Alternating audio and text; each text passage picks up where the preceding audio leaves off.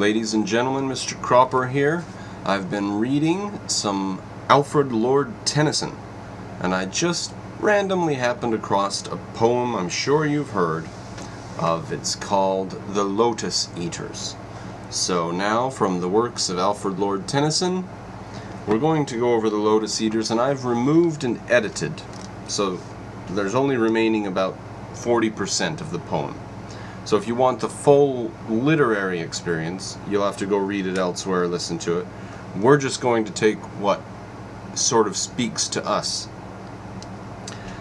"Courage," he said, and pointed toward the land. "This mounting wave will roll us shoreward soon." In the afternoon they came unto a land in which it seemed always afternoon. Skipping quite a lot. A land where all things always seemed the same. And round about the keel with faces pale, dark faces pale against that rosy flame, the mild-eyed melancholy lotus eaters came. Lo, sweetened with the summer light, the full-juiced apple waxing over mellow drops in a silent autumn night. All its allotted length of days, the flower ripens in its place, ripens and fades and falls, and hath no toil, fast rooted in the fruitful soil. So that's a little teeny commentary on how productive this land of the Lotus Eaters was. Food just matures of its own without you toiling, and then it falls off the tree ready to eat. Hateful is the dark blue sky, vaulted over the dark blue sea. Death is the end of life. Ah, why should life all labor be? Let us alone. Time driveth onward fast, and in a little while our lips are dumb. Let us alone. What is it that will last? All things are taken from us, and become portions and parcels of the dreadful past. Let us alone. What pleasure can we have to war with evil? Is there any peace in ever climbing up the climbing wave? All things have rest and ripen toward the grave. In silence they ripen, fall, and cease. Give us long rest, or death, dark death, or dreamful ease. Now that passage sounds just like Europe, 2015-2016. Let us alone. What is it that will last? All things are taken from us and become portions and parcels of the dreadful past. Let us alone. Right? They don't want to do anything. You remember the terrorist attacks on the train in France? And there were 2 American soldiers and a British soldier in plain clothes on that car, and they stopped the guy. And how shameful would it be to be part of a country that couldn't defend itself even in the most dire circumstance?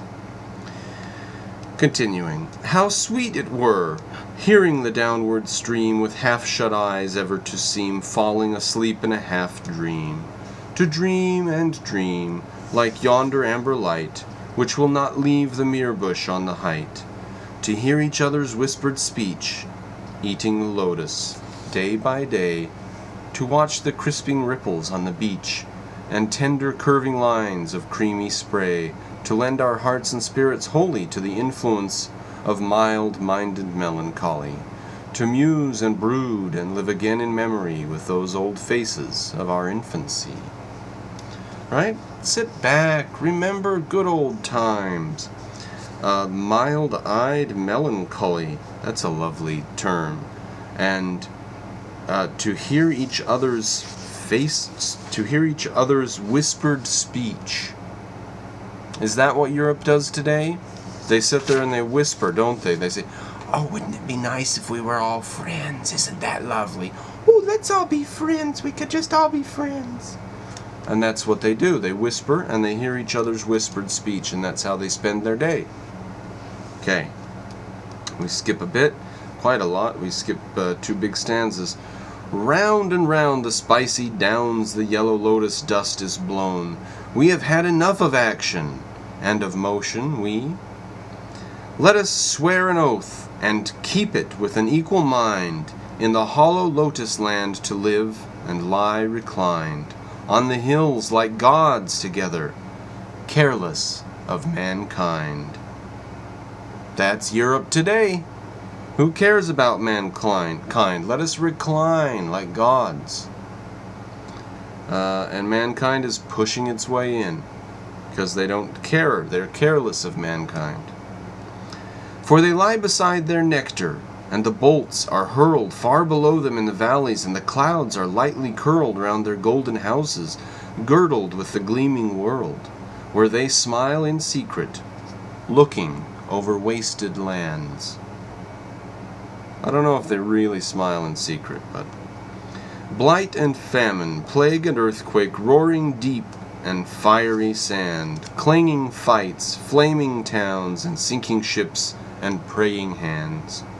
But they smile, they find a music centered in a doleful song, steaming up, a lamentation and an ancient tale of wrong, like a tale of little meaning, though the words are strong, chanted from an ill-used race of men that cleave the soil, sow the seed and reap the harvest with enduring toil, storing yearly little dews of wheat, wine, and oil, till they perish and they suffer. Some, 'tis whispered, down in hell, suffer endless anguish. Others, in Elysian valleys, dwell resting weary limbs at last on beds of asphodel. Surely, surely, slumber is more sweet than toil. O rest ye, brother mariners, we will not wander more. The end. That is a spooky poem. He was writing it obviously way back in the day. He died in 1892, 1850. He was 150 years ago he wrote that, or something like that. Okay, what was he talking about? Well, he was talking about the sort of growth of liberalism and melancholy, and the eradication of male values that led to the emasculation of the continent, and World War I and World War II. So I don't think that the Lotus Eater or Mr. Tennyson's brilliance bodes well for mankind today. I think that there are a lot of parallels between the world of 1900 and 2015. Probably more parallels between 1933 and 2015, which is even worse. So there it is, the Lotus Eaters. Good for what it's worth, good for what ails you. Thanks for watching. Speak to you later.